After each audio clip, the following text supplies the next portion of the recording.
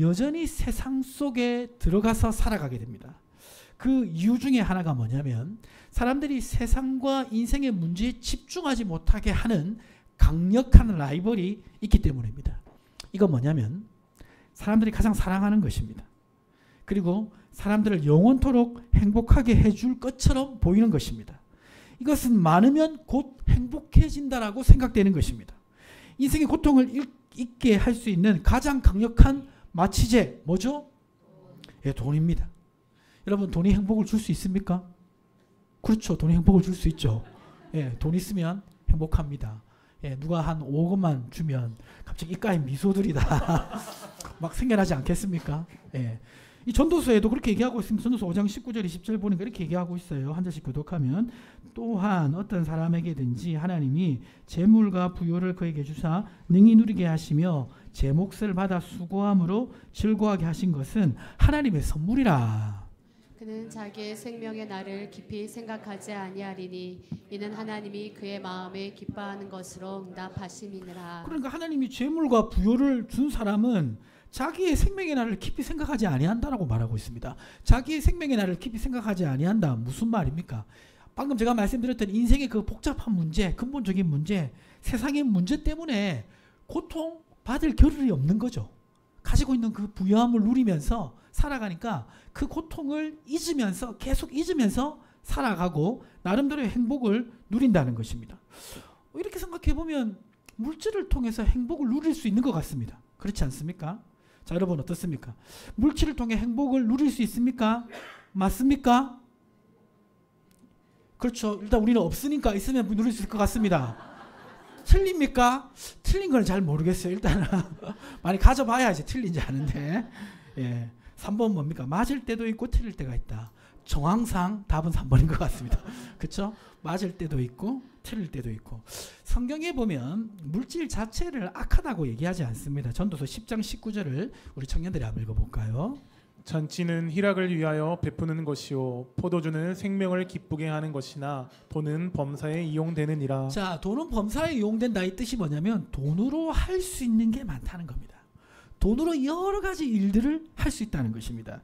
그리고 전도서 5장 19절 방금 읽었던 우리 말씀인데 하나님이 재물과 부여를 그에게 주신 것은 하나님의 뭐다? 선물이다. 다르게 말하면 하나님의 축복이다. 그러니까 물질은 여러 가지로 선하게 쓸 수 있는 용도가 많고 또 그것은 하나님의 축복이다라고 얘기하고 있습니다. 이렇게 긍정적인 면을 얘기하고 있는 반면에 또한 부정적인 면을 얘기하고 있는데 디모데전서 6장 10절을 우리 청년들이 한번 더 읽어보겠습니다. 돈을 사랑함이 일만 악의 뿌리가 되나니 이것을 탐내는 자들은 미혹을 받아 믿음에서 떠나 많은 근심으로써 자기를 찔렀도다. 그런데 돈을 너무 사랑하고 집착하고 거기에 욕심이 과도하다 보면 이 돈을 통해서 많은 악이 역사할 수 있음을 말합니다. 그래서 이 욕심을 통해서 이 악이 들어오기 시작하면 그로 인해서 많은 사건 사고가 일어나고 그로 인하여 많은 근심을 가지게 하는 것이 또 돈이라고 말씀하고 있습니다. 자, 돈은 하나님 주시는 축복의 통로가 되기도 하고 또 돈은 불행의 통로가 되기도 합니다.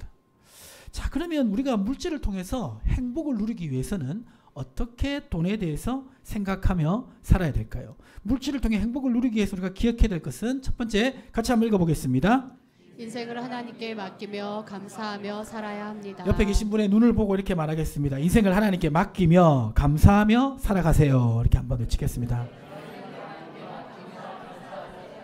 누구에게 맡기며? 우리 인생을 하나님께 맡기며 감사하며 살아갈 때 우리는 물질을 통한 복을 누릴 수가 있습니다.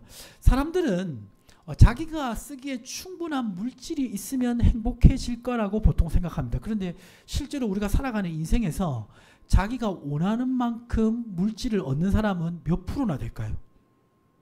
한번 조사해 보겠습니다. 나는 지금 내가 원하는 만큼 물질을 벌고 살고 있다. 손들어 주십시오. 예. 제가 보니까 마음속으로 한 두세 분 들으셨어요. 그러니까 퍼센테이지로 보면 한 5%가 거의 안 될 것 같습니다. 그러니까 실제적으로 자기가 원하는 만큼 돈을 벌고 살아가시는 분은 한 5%밖에 안 돼요. 나머지 95%는 어떻습니까? 돈을 벌 수 있을 것 같은 기대감 속에 살다가 천국이나 지옥으로 가는 것입니다. 자, 그런데 이렇게 물질을 통해서 행복을 얻을 수 있다라고 생각하는 삶의 결론에 대해서 전도서 5장 10절에 이렇게 얘기하고 있는데 우리 여성 성도님들 같이 한번 읽어보겠습니다. 은을 사랑하는 자는 은으로 만족하지 못하고 풍요를 사랑하는 자는 소득으로 만족하지 아니하나니 이것도 헛되도다. 자, 은을 사랑하는 자, 돈을 사랑하는 자, 돈을 사랑한다는 것은 돈을 꼭 많이 벌었다만을 얘기하는 것이 아닙니다. 돈을 많이 벌든 적게 벌든 그 돈을 인생의 가장 중요한 목표로 두고 살아가는 삶을 얘기합니다. 그런데 이러한 삶은 우리를 만족하지 못하게 된다라고 말하고 있습니다. 돈을 많이 벌어도 인생의 근본적인 문제를 해결할 수 없기 때문에 반드시 인생의 복병을 만나게 돼 있습니다. 그래서 인생의 허무함을 느끼게 됩니다. 돈을 많이 못 버는 경우는 어떻습니까? 돈을 많이 벌 수 있을 거라는 기대감은 있는데 막상 그 현실은 가지지 못하며 살아가게 되는 경우가 많습니다. 많은 사람이 그렇게 살아갑니다. 이런 사람들인 경우에는 어떤 행복을 누리냐면 지금 물질을 통해서 행복을 누리는 게 아니라 지금 물질이 없어서 불행하지만 언젠가는 나도 이만큼 물질을 얻을 수 있을 거야 라는 기대감을 가지고 그 기대감 때문에 살아가는 삶입니다. 지금 행복한 게 아니라 나중에 그걸 벌게 될 거니까 그때 행복해지겠지라고 기대하며 살아가는 삶인 것입니다. 그러니까 지금 행복한 것이 아니라 물질 때문에 나중에 물질 때문에 행복할 것이라고 기대하며 살아가는 것입니다. 자, 이러한 삶을 성경에서는 지지하지 않습니다. 성경은 어떻게 얘기하고 있습니까? 히브리서 13장 5절과 6절에 보면요. 한 절씩 교독하겠습니다. 돈을 사랑하지 말고 있는 바를 족한 줄로 알라. 그가 친히 말씀하시기를 내가 결코 너희를 버리지 아니하고 너희를 떠나지 아니하리라 하셨느니라. 그러므로 우리가 담대히 말하되 주는 나를 돕는 이시니 내가 무서워하지 아니하겠노라. 사람이 내게 어찌하리요 하노라. 돈을 뭐하지 말고 사랑하지 말고 돈을 얻는 것을 인생의 제일 중요한 목표로 여기지 말라는 것입니다. 그리고 가지고 있는 것에 감사하며 살라는 것입니다. 자, 그런데 히브리서 기자의 말을 자세히 보면 가지고 있는 것에 감사할 수 있는 이유가 단순한 자족을 넘어서서 누구를 의지하기 때문입니까? 그가 친히 말씀하시기를 내가 결코 너희를 버리지 아니하고 떠나지 아니하며 6절에 보니까 주는 나의 어떤 자십니까? 돕는 자가 되시기 때문에 내가 지금 현 상황에 만족하고 감사할 수 있다는 것입니다. 이거는 이제 포기하는 게 아니라 지금 내가 가지고 있는 재화는 한계가 있고 나의 경제 규모도 한계가 있지만 하나님께서 내 인생을 주관하시고 책임져 주시는 것을 믿기 때문에 지금 주신 것에 감사하며 살아간다는 의미입니다. 디모데후서 6장 6절에 이렇게 얘기하고 있습니다. 우리 웅범민자가 한번 읽어주실까요? 그러나 자족하는 마음이 있으면 경건은 큰 이익이 되느니라. 하나님 주신 것을 만족하고 감사하며 경건하게 하나님을 의지하며 살아가는 삶이 복되다라고 얘기하고 있습니다. 자, 그러면 여러분의 삶을 한번 테스트 해보면 좋겠습니다. 점검해보면 좋겠습니다. 여러분 어떻습니까? 지금 하나님께서 내 인생을 내 미래를 책임져 주실 것을 믿고 감사하며 지금 주신 것에 감사하며 하나님께 미래를 맡기며 행복하게 살고 있습니까? 아니면 지금은 돈이 없어서 좀 불행하지만 미래에 돈을 많이 벌면 행복하겠지 그 기대감을 가지고 살고 있습니까? 1번입니까? 2번입니까? 마음속으로 손을 한번 들어보겠습니다. 하나, 둘, 셋. 예, 제 느끼기에는 2번이 좀 많았던 것 같습니다. 지금 그렇게 행복하지는 않지만 언젠가 내가 좀 성공도 하고 좀 이름도 나고 뭐가 좀 되면 그때 행복이 찾아오겠지. 이게 믿음이지. 이렇게 생각하며 살아가는 분도 많이 있지만 성경은 그게 아닌 것입니다. 지금 주신 것에 감사하며 미래를 맡기며 행복하게 살라고 말씀하고 있습니다. 전도서 9장 7절에서 10절에 보면 전도서에서는 인생이 다 허무하다고 얘기하는 것 같지만 인생에 행복이 있음을 말씀하는데 그 행복은 바로 이런 것입니다. 한 절씩 교독하면 너는 가서 기쁨으로 내 음식물을 먹고 즐거운 마음으로 내 포도주를 마실지어다. 이는 하나님이 내가 하는 일들을 벌써 기쁘게 받으셨음이니라. 내 의복을 항상 희게 하며 내 머리에 향기름을 그치지 아니하도록 할지니라. 내 헛된 평생의 모든 날 곧 하나님이 해 아래에서 내게 주신 모든 헛된 날에 내가 사랑하는 아내와 함께 즐겁게 살지어다. 그것이 내가 평생에 해 아래에서 수고하고 얻은 내 몫이니라. 자, 지금 보면 인생의 허무함을 얘기하던 이 전도서 기자가 내게 주신 음식들 먹고 또 주신 사람 아내와 즐겁게 주신 것에 감사하며 행복하게 살라고 말하고 있습니다. 근데 이렇게 살 수 있는 근거가 9장 7절에 뭡니까? 이는 하나님이 내가 하는 일들을 어떻게 하셨다? 기쁘게 받으셨다. 그러니까 네 인생을 하나님이 받으셨다.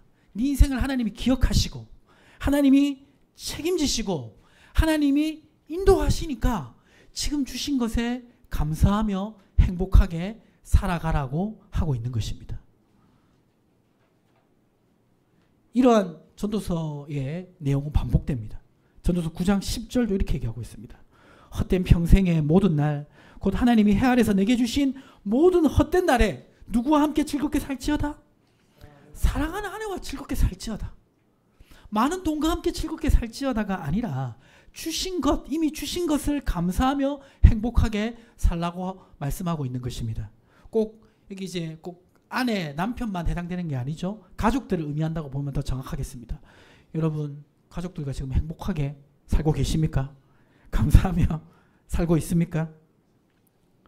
우리는 지금 주신 것에 감사하며 행복하며 살기가 쉽지 않습니다. 왜냐하면 미래에 대한 불안이 있고 해결될 문제가 있는데 이것이 해결되지 않는데 어떻게 내가 감사하고 행복할 수 있을까? 이러한 그런 긴장감이 있습니다. 우리 청년들 같은 경우에는 지금 취업이 쉽지 않은데 취업이 안 돼 있는데 어떻게 내가 행복할 수 있냐? 적어도 취업은 돼야 내가 행복하지. 지금 내가 결혼을 아직 안 했는데 어떻게 행복할 수 있느냐? 이렇게 생각할 수도 있습니다. 사업을 하시는 분은 그래도 내가 성공해야 행복하지. 집을 마련하는 것이 중요한 목표인 분은 그래도 내가 집을 마련해야 자가집이 있어야 내가 행복하지. 이렇게 생각할 수가 있습니다. 자, 그런데 지금 전도서에서 전도서 기자가 말하고 싶은 건 뭐냐면 주님이 너희 돕는 자시고 너를 책임지시니까 이것을 주님께 맡기고 감사하며 살라는 것입니다. 쉽습니까? 쉽지 않습니까? 쉽지 않습니다. 맡기기가 쉽지 않습니다. 그렇죠? 자, 맡기기가 왜 쉽지 않을까요? 이거 목사님이 너무 현실을 모르는 것 같아. 맡기기가 쉽지 않은데 어떻게 맡기라고 하는 거야? 고민하는 것이 당연한 거 아니야? 물론 고민하는 것이 당연한 것이 있을 수 있지만 자, 왜 맡기지 못할까요? 이것을 맡기지 못하는 이유, 맡기기 쉽지 않은 가장 근본적인 이유는 이 일이 나만의 일이라고 생각하기 때문입니다. 나의 일이라고 생각하면 생각할수록 이것을 하나님께 맡기기가 힘듭니다. 만약 이 모든 일들이 내 일이 아니라 하나님께도 중요한 일이라면 나는 더 하나님께 이 일을 맡기기가 쉬워집니다. 내가 취업해서 일을 하는 것이 그냥 단순히 내가 먹고 살기 위한 일뿐만 아니라 하나님께도 그 일이 중요한 일이라면 나는 이 일을 하나님께 좀 더 맡기기가 쉽습니다. 내가 취업해서 돈을 벌고 취업해서 하는 일을 통해 하나님 나라 여러 유익을 주는 것과 연관되어 있다면 그런 확신이 나에게 있다면 나는 좀 더 이것을 맡기기가 쉬울 것입니다.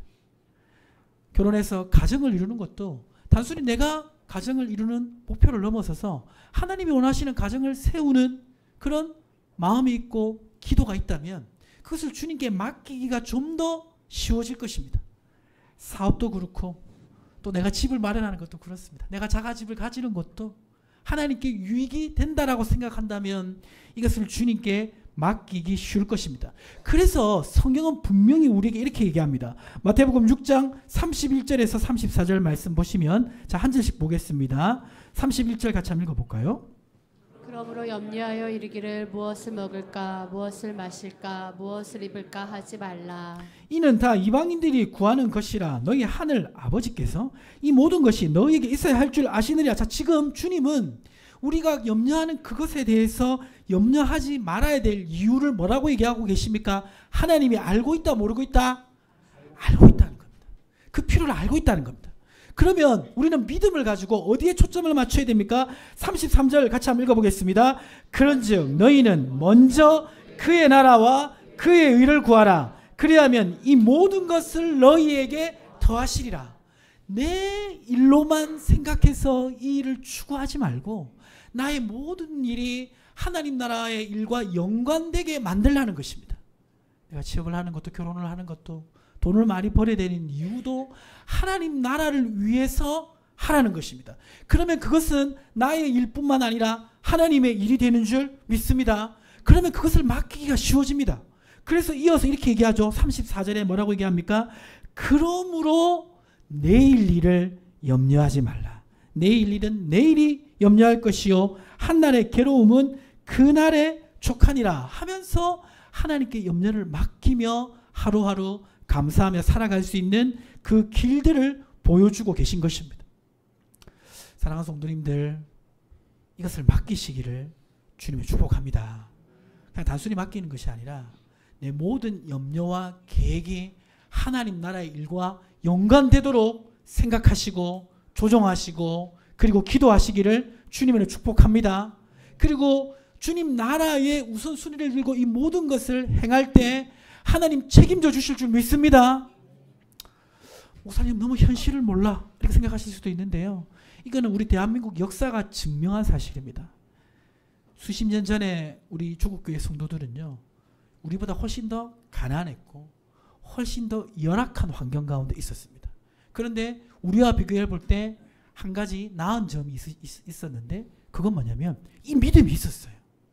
이 믿음대로 살았습니다. 그래서 오늘 대한민국이 축복받지 않았습니까? 이것은 신앙 역사적으로 증명된 바입니다. 이것을 믿으시기를 주님의 이름으로 축복합니다. 이것을 믿고 살아갈 때 우리는 물질의 복을, 주신 물질의 복을 지금 누리며 살아갈 수 있는 것입니다. 두 번째, 물질을 통해 행복을 누리기 위해서 기억해야 될 것은 무엇입니까? 두 번째, 같이 한번 읽어보겠습니다. 물질을 잘 관리하는 지혜가 필요합니다. 자, 어떤 지혜가 필요합니까? 물질을 잘 관리하는 지혜가 필요한데요. 이 전도서 기자는 물질이 많으나 적으나 관리를 잘하는 게 중요함을 얘기합니다. 전도서 5장 12절을 우리 남성 성도님들 한번 읽어보겠습니다.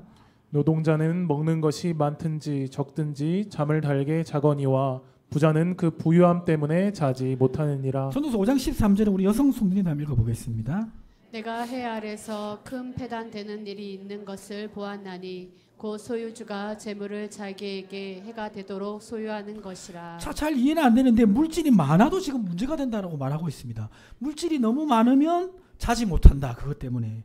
물질이 너무 많으면 자기에게 해가 된다. 이렇게 얘기하고 있습니다. 이 말씀 볼 때 우리가 드는 생각은 뭡니까? 잠을 못 잘지언정 한번 가져봤으면 좋겠다.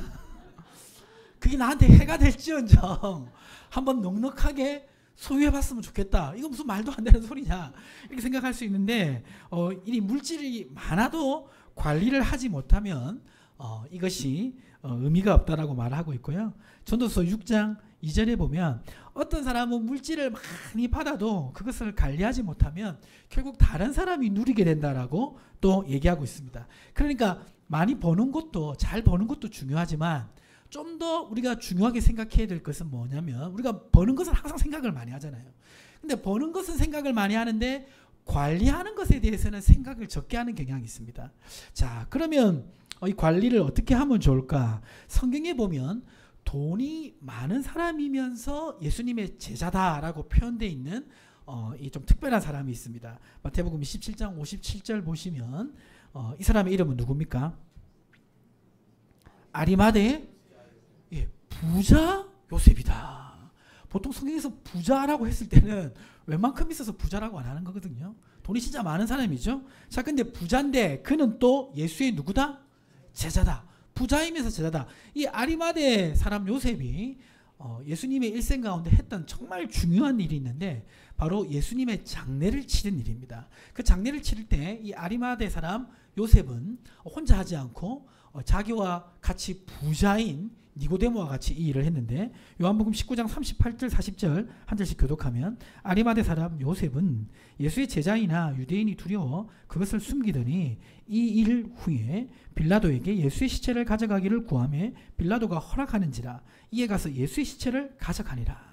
일찍이 예수께 밤에 찾아왔던 니고데모도 몰약과 침향 섞은 것을 100네탈쯤 가지고 온지라. 이 예수의 시체를 가져다가 유대인의 장례법대로 그 향품과 함께 세마포로 쌌더라. 자, 그러니까 지금 이 부자 요셉이 예수님의 장례를 치르기 위해 이 굴에다가 니고데모와 함께 예수님의 장례를 잘 치렀습니다. 근데 여기서 인상적인 것은 뭐냐면 장례 치를 때 이 향품을 바르는데 그 향품이 지금 100리트라를 가져왔다고 얘기하고 있습니다.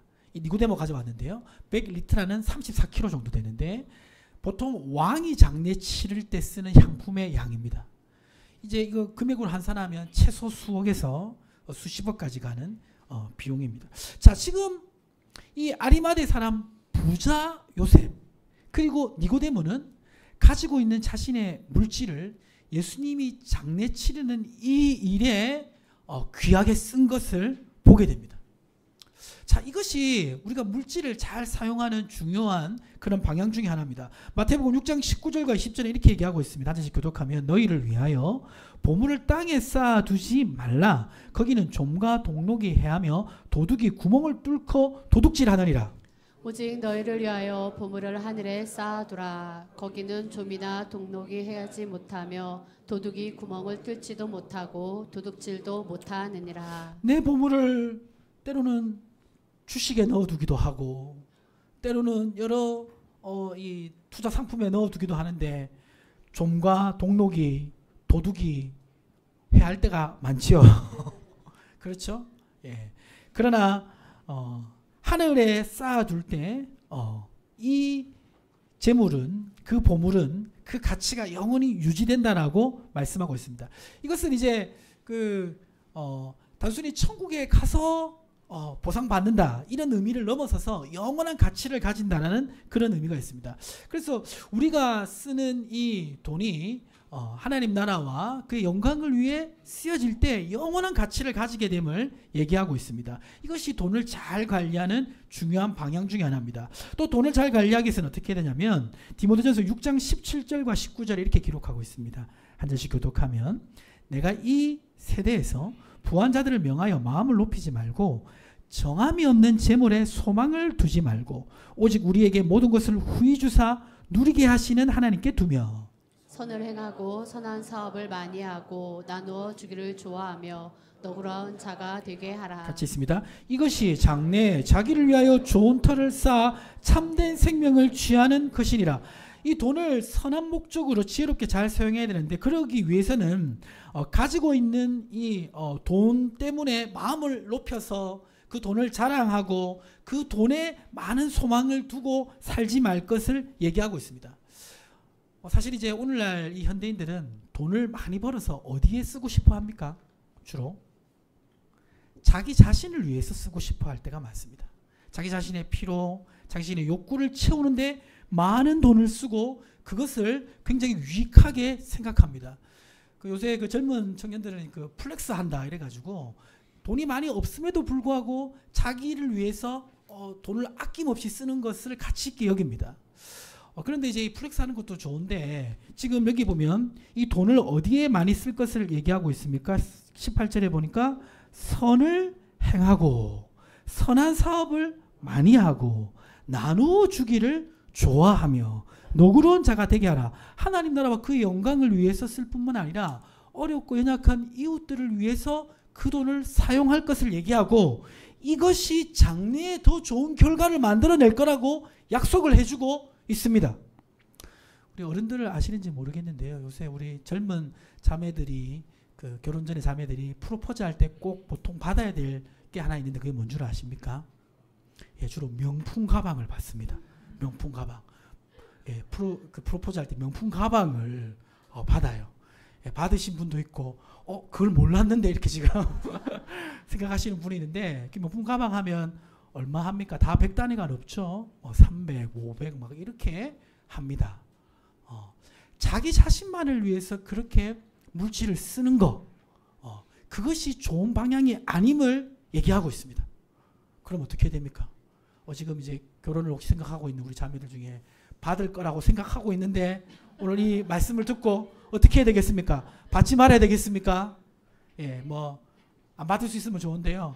꼭 받아야겠다 생각하시는 분들은 내가 500만 원짜리 받으려고 생각했으면 300만 원짜리만 받고 200만 원은 하나님 나라와 어려운 이웃들을 위해 사용하시는 축복이 있기를 축복합니다. 예. 주로 남자분들이 하면. 자, 지금 보니까 이것이 장래의 자기를 위해서 좋은 터를 쌓아 참된 생명을 취하는 것이라고 말을 하면서 이렇게 물질을 잘 사용하는 데는 선한 결과가 있음을 얘기하고 있습니다. 솔로몬도 이렇게 얘기합니다. 전도서 11장 1절과 2절 보시면 한 절씩 교독하면 너는 내 떡을 물 위에 던지라 여러 날 후에 도로 찾으리라. 7에게나 8에게 나눠 줄지어다. 무슨 재앙이 땅에 임하는지 내가 알지 못함이니라. 지금 잘 사용해야 나중에 선하게 돌아온다라고 얘기하고 있는 것입니다. 그 많은 분들이 이제 물질을 선하게 사용하라 이렇게 얘기하면 보통 이렇게 대답을 많이 하세요. 지금은 내가 어려워서 힘들고 나중에 하나님께서 사업을 대박으로 터뜨려 주시거나 내가 이제 넣어둔 이제 이 그 금융 상품이 좋은 결과를 내면 그때 많이 하나님께 드리겠습니다. 이렇게 생각하세요. 자, 근데 그거는 하나님이 원하시는 게 아니에요. 하나님 여러분에게 많은 물질을 원하시는 게 아닙니다. 하나님이 돈이 없습니까? 여러분에게 많은 물질을 요구하시길. 그게 아니죠. 여러분이 가지고 있는 물질을 여러분이 잘 관리하는 것이 여러분에게 중요하기 때문입니다. 그래서 나중에 뭐 하겠다 생각하지 마세요. 지금 주신 것을 잘 관리하는 게 중요합니다. 그것이 물질의 복을 받아 누리는 길입니다. 성경에 보면 이 주인이 달란트를 맡깁니다. 5달란트, 2달란트, 1달란트 맡깁니다. 그런데 주인은 5달란트 맡긴 사람한테는 5달란트, 2달란트 맡긴 사람에게는 2달란트, 1달란트 맡긴 사람에게는 1달란트 맡긴 만큼 요구하고 있는 것을 보게 됩니다. 그리고 맡긴 만큼 남긴 사람에게는 어떻게 합니까? 더 많은 것을 줍니다. 자, 그래서 여러분 잘 생각해 보십시오. 물질을 많이 얻기를 원하십니까? 물질의 복을 누리길 원하십니까? 그러면 지금 내가 많이 버는 것도 중요하겠지만 더 중요한 것은 지금 내가 어떻게 사용하고 있는가가 더 중요하다는 것입니다. 지금 하나님 주신 것을 잘 사용하시기를 주님의 이름으로 축복합니다. 우리 인생은 이제 다 심는 겁니다. 우리가 어떤 일을 성과를 내는 것도 열심히 준비하는 과정이 있어야 결과가 나오는 것이고 또 우리가 전도를 하는 것도 심는 과정이 있어야 영혼을 전도할 수 있습니다. 그런데 물질도 마찬가지입니다. 물질도 심는 시간이 있어야 거두는 시간이 있어요. 근데 거두는 것만 생각해서는 이게 거꾸로 되는 것입니다. 교회 성도님들의 삶을 보면요, 단기간에는 이제 이게 잘 드러나지 않습니다. 그러나 오랜 시간 동안 물질을 하나님 앞에 잘 관리하며 살아가는 사람들, 잘 쓰는 사람들은요, 하나님이 축복을 주세요. 시간이 지나가면 지나갈수록 그렇습니다. 저는 우리 청년들이 물질을 너무 쓰는데 얻는 데만 집중하지 마시고 잘 사용하시는데 마음을 두시기를 주님으로 축복합니다. 말씀을 정리하도록 하겠습니다.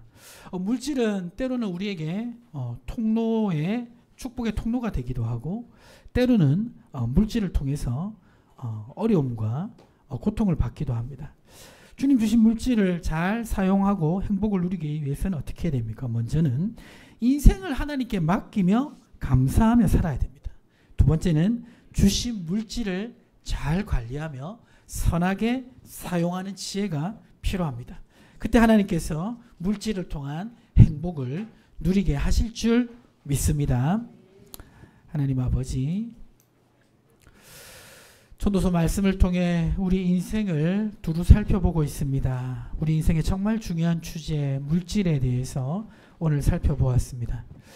물질이 있기만 하면 더 행복해질 것 같은 그 유혹 가운데 살아가지만 물질을 많이 얻기도 쉽지 않고 막상 얻어도 예상하지 못하는 복병을 만나는 것이 우리의 인생임을 깨닫게 하여 주시옵소서. 주님 주시는 복된 삶을 나중에 물질 얻은 이후 뒤로 미루지 않게 하시고 우리 인생을 하나님께 온전히 맡기게 하여 주시옵소서. 내 인생을 하나님께 걸게 하여 주시옵시고 지금 주신 것에 감사하며 살아가게 하여 주시옵소서.